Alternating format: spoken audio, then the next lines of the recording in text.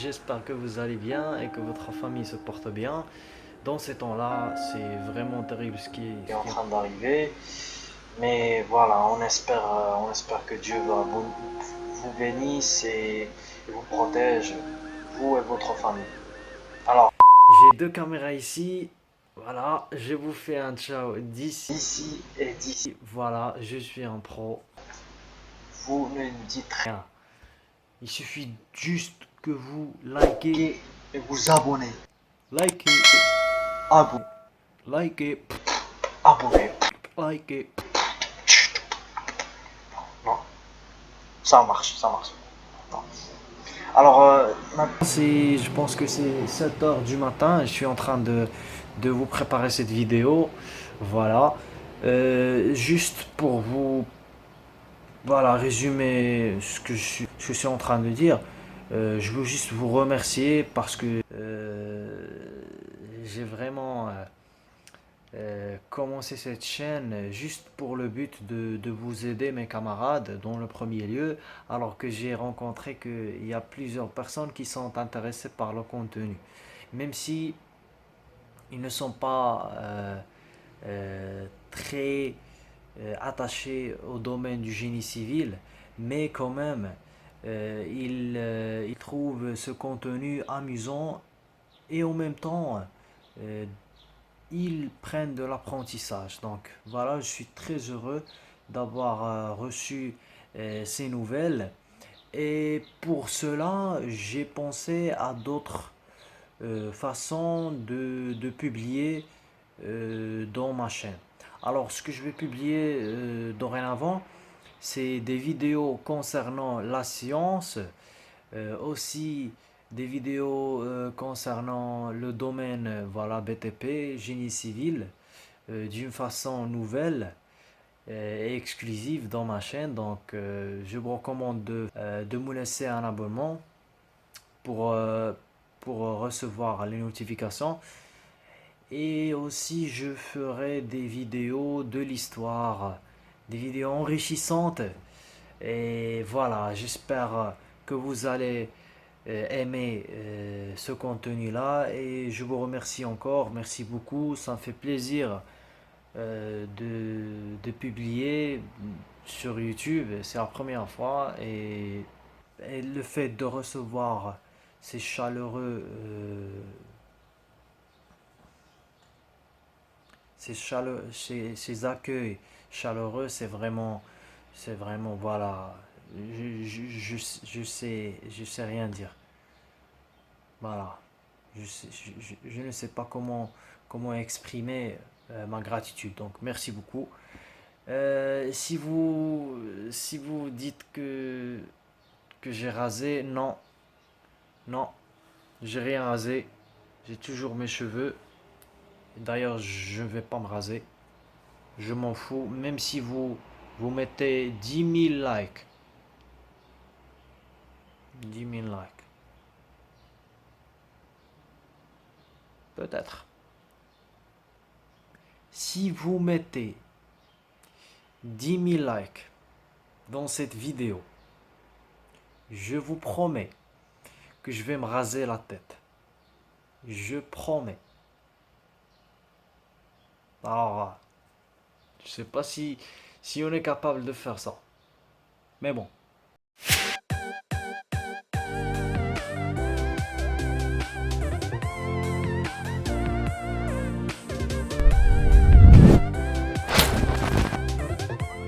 bonjour les amis, j'espère que vous allez bien, que votre famille se porte bien et que vous prenez soin de vous dans ces temps-là. Alors aujourd'hui, j'ai une vidéo spéciale pour vous.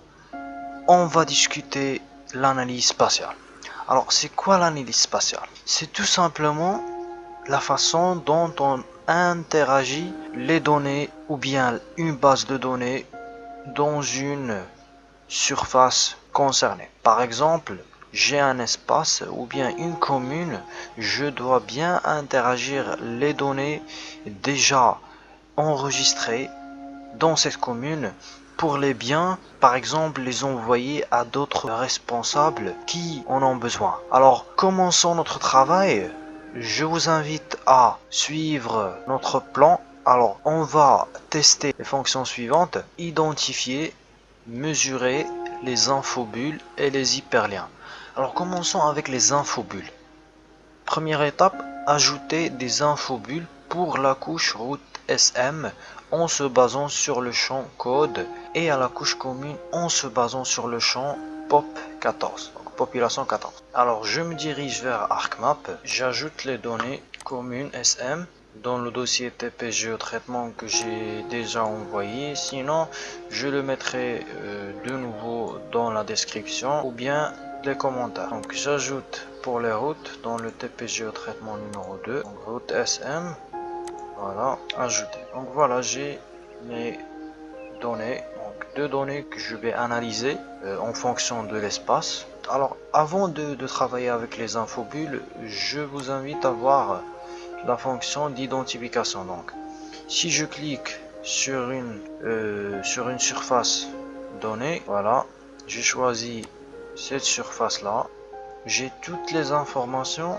et une base de données de cette commune. J'ai la commune, donc El Garden, commune rurale, voilà, j'ai toutes les données. Donc juste travailler avec les communes. Donc voilà, j'ai Agadir, voilà, Agadir, statut municipalité, voilà, j'ai toutes les données. Donc bref, c'est ça la fonction de identifier. Alors pour passer à l'infobulle, vous devriez sélectionner commune. Donc en premier temps, je double-clique sur commune SM et j'ai la propriété ou bien les propriétés de la couche.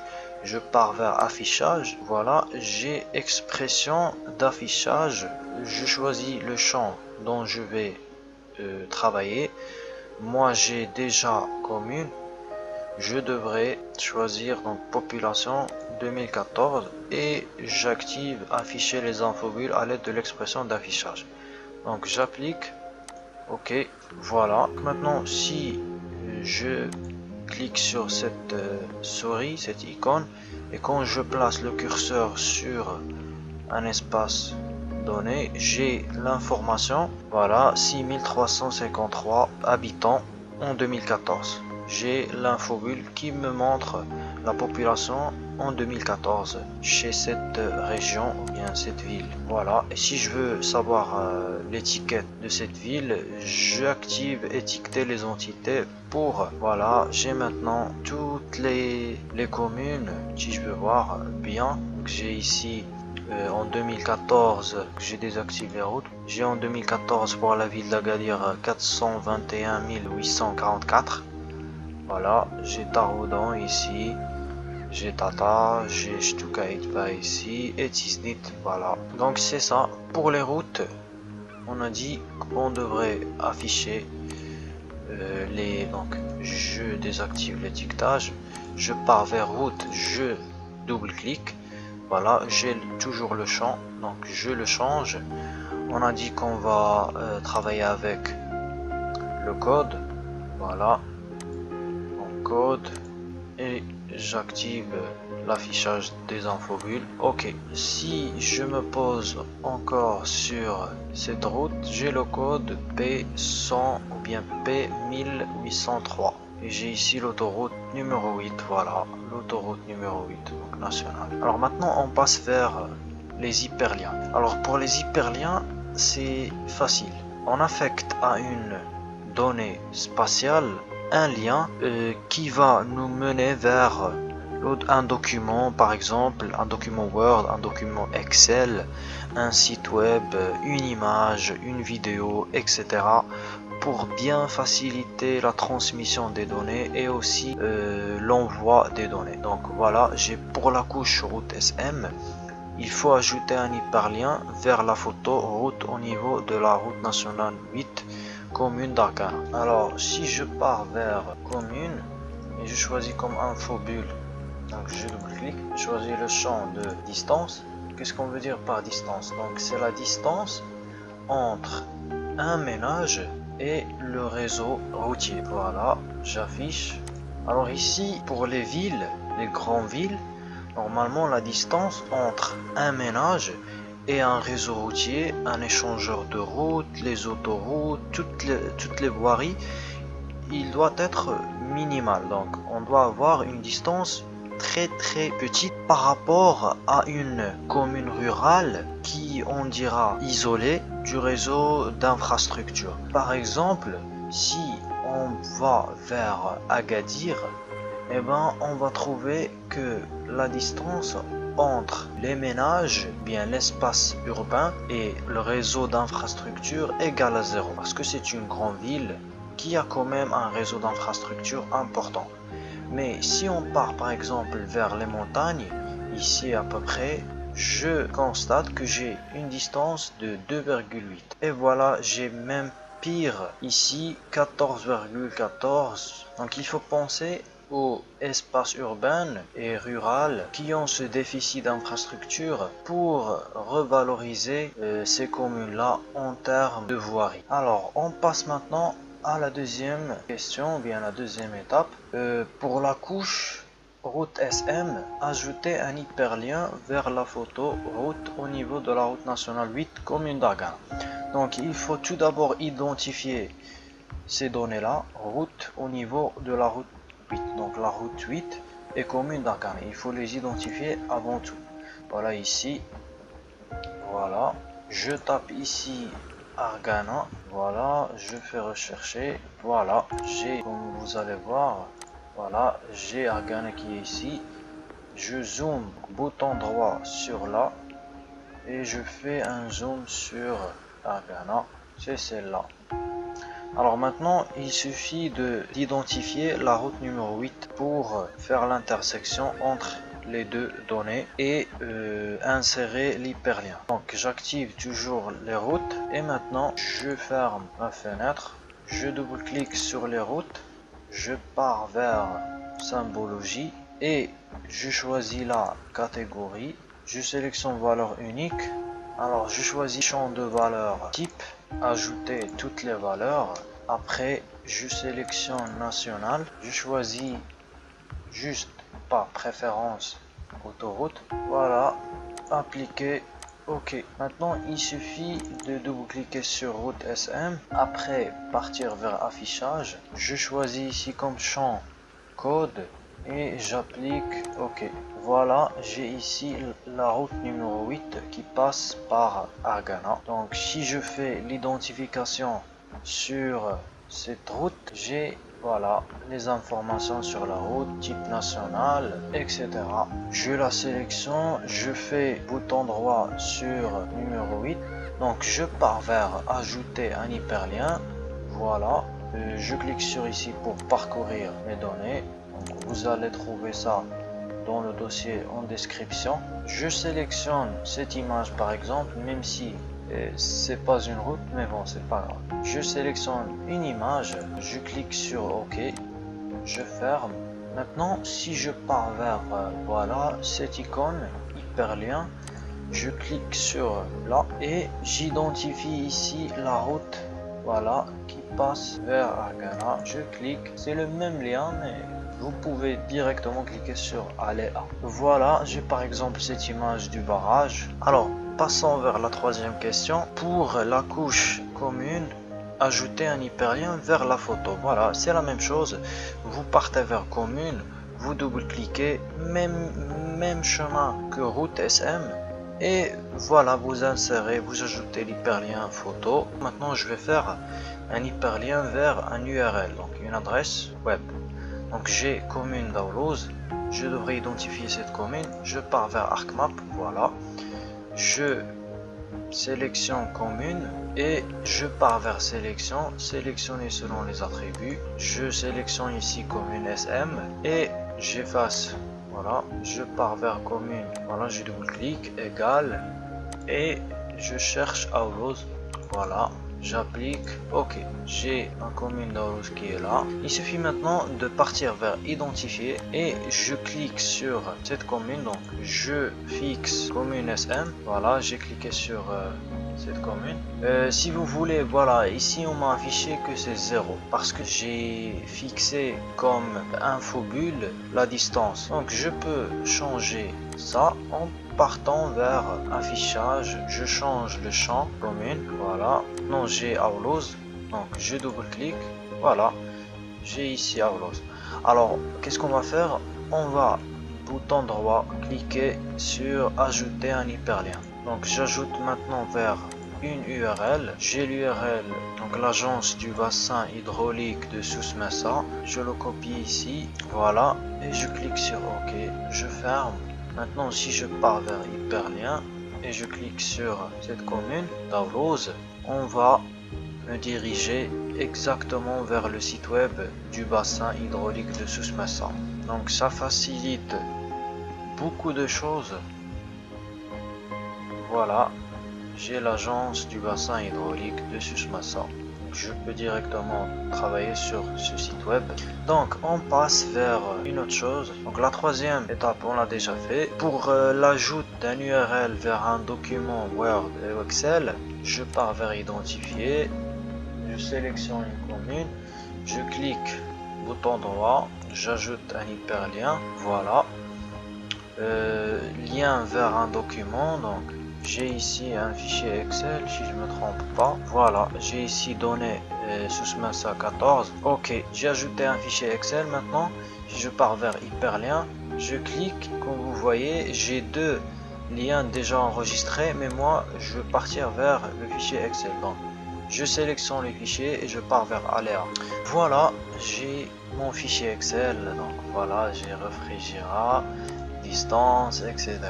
Voilà, j'ai les données, une base de données. Donc bref, c'est ça le concept des hyperliens vers un document et aussi vers un URL. Passons vers une autre chose et c'est les mesures à travers les fonctionnalités de l'outil mesure distance surface. Alors là c'est simple, je désélectionne les entités, voilà.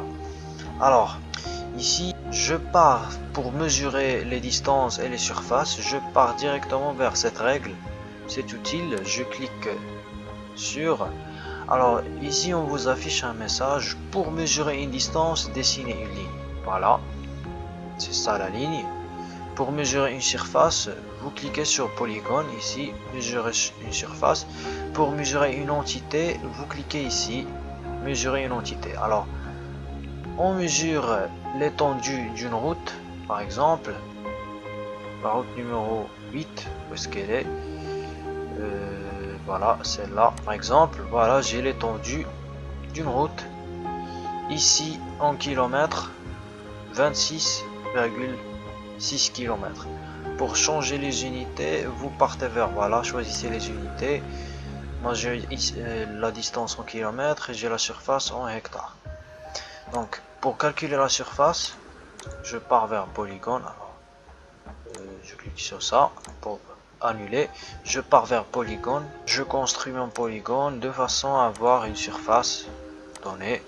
Voilà, j'ai les données de la surface ici, 900 068 hectares. Donc, alors, pour les entités, alors moi j'ai déjà sélectionné comme entité ici commune.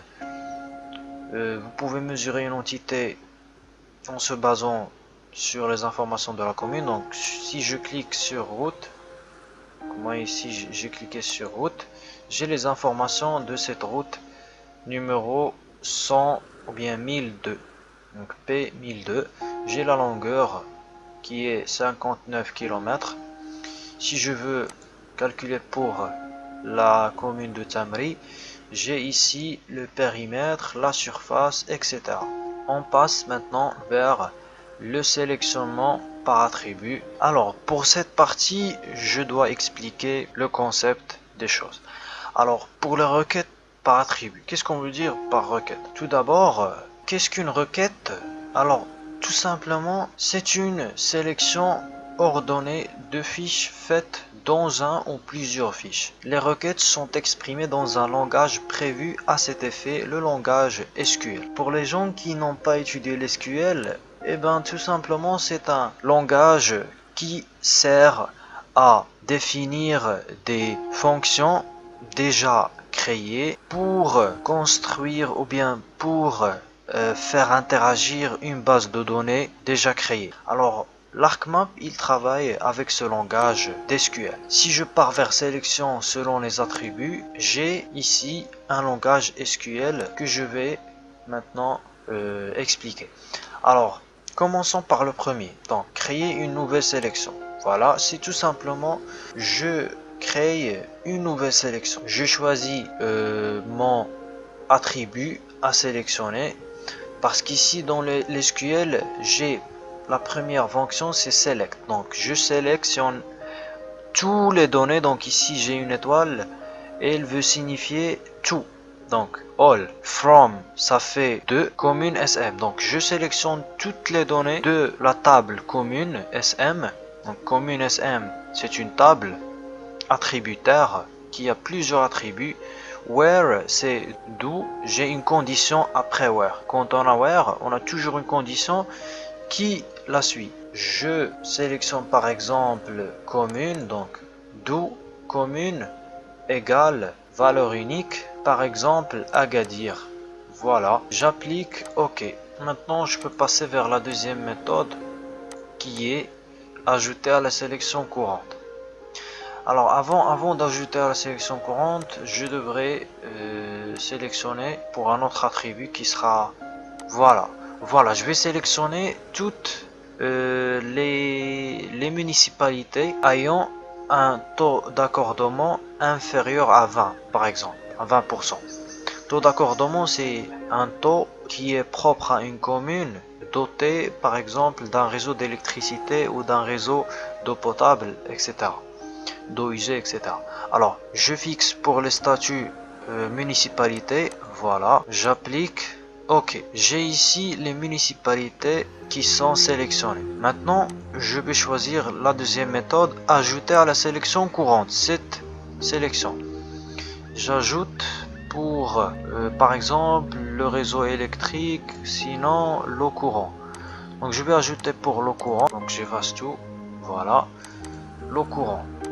Donc on a dit inférieur à 20%. Par exemple, j'applique. Pourquoi on vous a sélectionné les autres communes? Même si on verra que ces communes-là ne sont pas des municipalités.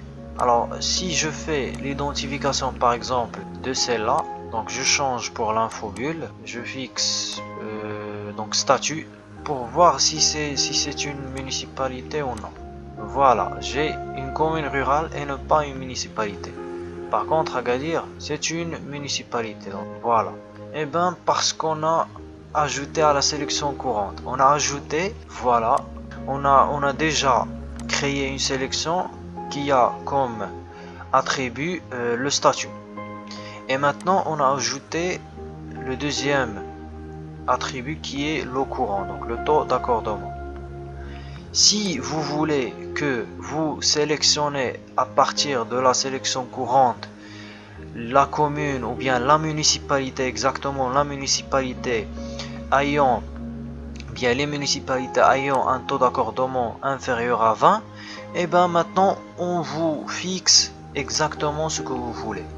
Sinon, donc ce que je vais faire maintenant, c'est de choisir la troisième méthode et d'effacer les communes rurales ajoutées à partir de cette condition. Donc j'efface, effacer, appliquer. Donc voilà, j'ai retourné vers la première sélection qui est le statut égal municipalité.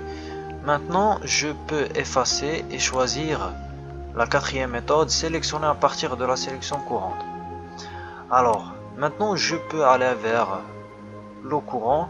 Voilà, j'ai déjà les municipalités qui sont fixées, inférieures à 20%. Appliqué. Voilà, j'ai aucune municipalité qui a un eau courant de 20%. Donc c'est bien que toutes les municipalités, donc les grandes villes, sont dotées d'un réseau d'accordement ou d'un réseau d'eau potable bien convenable. Sinon maintenant, si je fais pareil pour les autres, donc j'efface ou bien je crée une nouvelle sélection, je fixe comme statut commune rurale pour faire la différence entre ces deux. Donc voilà, statut égale valeur unique communes rurales, appliquer, voilà, j'ai plusieurs communes rurales. Donc, je fais sélectionnement à partir de la sélection courante. J'efface ici la requête et je crée une nouvelle requête de l'eau courant. Donc, ayant un taux d'accordement inférieur à, par exemple, inférieur à 20. La même chose. Appliquer, voilà. C'est exactement ce que j'ai dit. Donc, j'ai là toutes les communes rurales ayant un taux d'accordement inférieur à 20. Donc, si j'identifie par exemple celle-là, j'ai toutes les informations ici. Voilà. J'ai ici le statut commune rurale. Je cherche. Voilà, l'eau courant, j'ai 19,14 qui est inférieur à 20%. Donc c'est tout pour le sélectionnement par attribut. Maintenant on peut passer vers les applications. Donc pour la première application, c'est trop facile. On doit juste sélectionner les communes dont la population en 2014 est supérieure à 10 000 habitants. Donc voilà, je peux partir vers sélectionner selon les attributs. J'efface tout. Et je fixe commune et je fixe comme méthode créer une nouvelle sélection. Alors je veux que la population de 2014 soit supérieure à 10 000 habitants. Voilà, j'ai toutes les communes ayant un nombre d'habitants supérieur à 10 000. Donc si je veux bien vérifier ça, je peux aller vers l'infobulle et sélectionner comme champ population 2014. Alors si maintenant je pose le curseur sur sur Agadir, j'ai 421 844 habitants. C'est supérieur à 10 000. Passons à la deuxième question, ça sera les communes dont le nombre d'habitants a diminué, entre 2004 et 2014. Alors ici j'ai une évolution, une dégradation de nombre d'habitants. Alors, pour faire la différence entre la population de 2004 et la population de 2014, eh ben, je pars directement vers la table attributaire. J'ouvre la table attributaire. Maintenant, si vous voulez aussi ajouter la commune, vous pouvez l'ajouter. Donc, moi, je vais activer la commune. Donc, commune, voilà. J'applique. OK. Alors, j'ouvre la table attributaire. Voilà. J'ajoute un nouveau champ qui sera la différence d'habitants. Donc, habitants. C'est un entier réel double. Donc, réel double. Je fixe une longueur de 10 par exemple, maximale. Et d'échelle, donc, après la virgule, 2 chiffres après la virgule. OK. Voilà, j'ai juste un message qui me suggère de renommer comme différence habite parce que c'est trop long. Donc oui, c'est pas grave.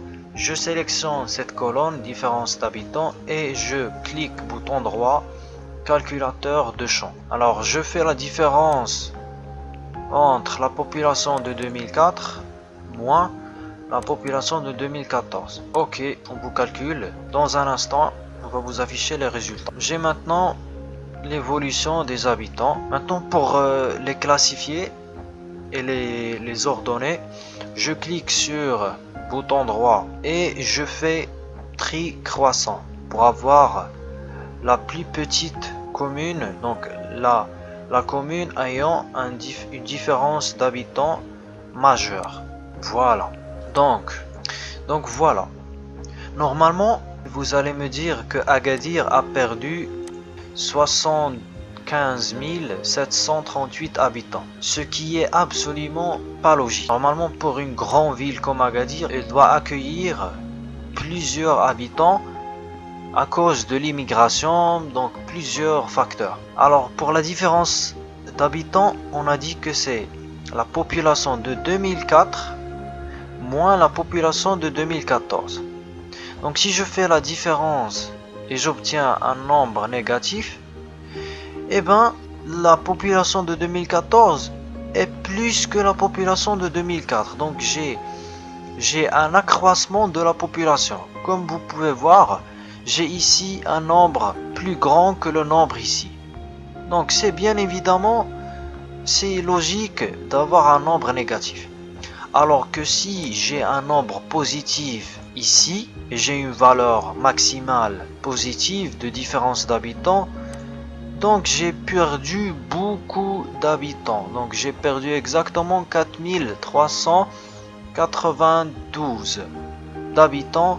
Donc la commune ayant perdu un grand nombre d'habitants, ça sera Ninaglo. Donc la commune Ninaglo. Et d'ailleurs, c'est la question suivante. Quelle est la commune ayant perdu le plus grand nombre d'habitants? Donc c'est la commune de Ninaglo. Exactement 4392 habitants. Voilà, je peux l'identifier dans ma carte. Ça sera celle-là. Voilà, ici. C'est au niveau de Tiznit. Donc passons à la quatrième question qui sera les communes, voilà, dont le taux d'accès à l'eau potable est inférieur à 20% et le taux d'électrification est inférieur à 80%. Alors ici j'ai deux conditions. Rappelez-vous de ce que j'ai déjà dit. Je pars vers sélection, j'efface tout, je crée une nouvelle sélection. Alors je fixe comme couche commune. Je devrais réactiver mes autres champs, donc je double-clique et j'active pour l'eau potable ou bien l'eau courant et l'électricité. Ok, donc je pars vers sélectionner, voilà, je sélectionne pour l'eau courant inférieure à 20. Je peux directement faire et sinon vous ajoutez, voilà, ajouter à la sélection courante. Donc on va tester, on va savoir est-ce que c'est pareil ou non. Donc l'eau courant inférieur à 20 et voilà ici and espace électricité inférieur à 80%. Donc j'applique OK. J'ai là toutes les communes ayant un taux d'eau potable, bien d'accès à l'eau inférieur à 20 et de taux d'électricité en même temps inférieur à 80. Donc je teste pour l'autre méthode, est-ce que je vais avoir la même chose?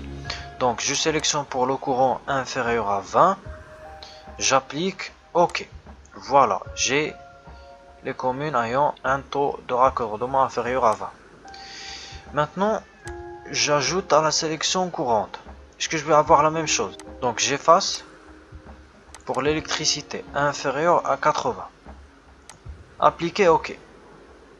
C'est pas la même chose que le dernier résultat. J'ai eu plusieurs communes.